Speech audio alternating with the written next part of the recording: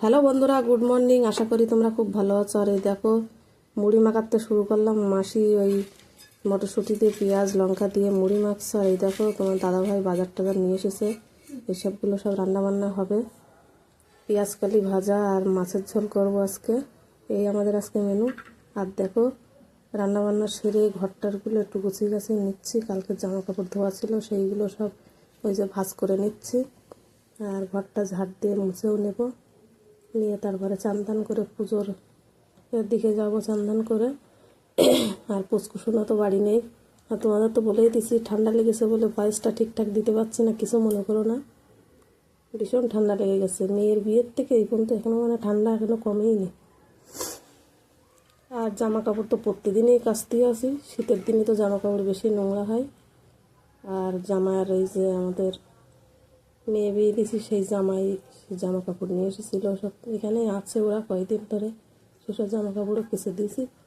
একদিনই তো আর শুকাচ্ছে না, দুদিন ধরে শুকাতে হচ্ছে। রোদ্দুরও হচ্ছে না ভালো একটা।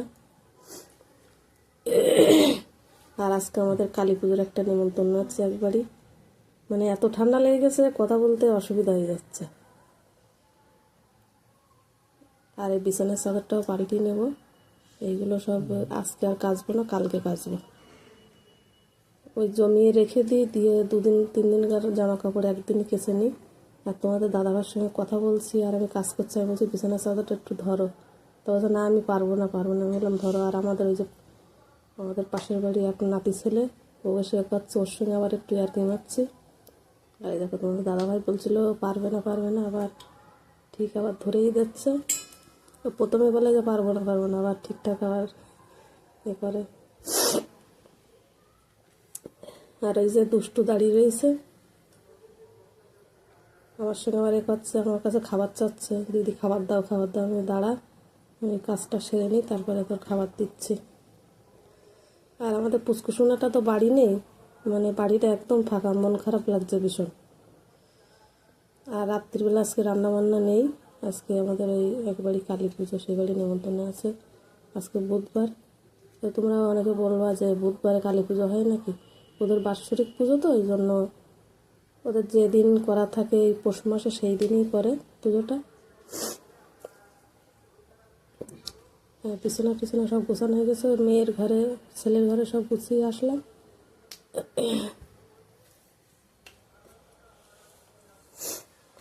আর এবারে দেখো ঘরটা মুছে নিচ্ছি।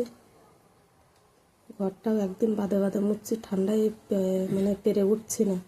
আর আমাদের 4-5খানা ঘর তো, সেই আমি আগে কাজের লোক ছিল, আর এখন ওই নিজেরাই করে নিই সব কিছু। আর আমার মা থাকে তো, মা একদিন করলাম এইভাবে গুলাই করেই করছি সব।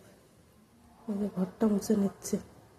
ওদিকে রান্না হচ্ছে, আবার এদিকে এই কাজগুলোও করে নিচ্ছে না। এখন তো একাই করছি, পেরে উঠবো না। ঠিক আছে। আর দেখো এই দেখো খাওয়ারেতে চলে এসেছি। এই যে ডিম সিদ্ধ করেছি, মাছ ভাজা, তারপরে তোমার বেগুন পোড়া, এই দিয়ে আজকে দুপুরবেলা খাওয়া দাওয়া হচ্ছে। আর রাত্রিবেলা দেখো এই যে কালী পুজোর বাড়ি চলে এসেছি। আমরা এই খাওয়া দাওয়া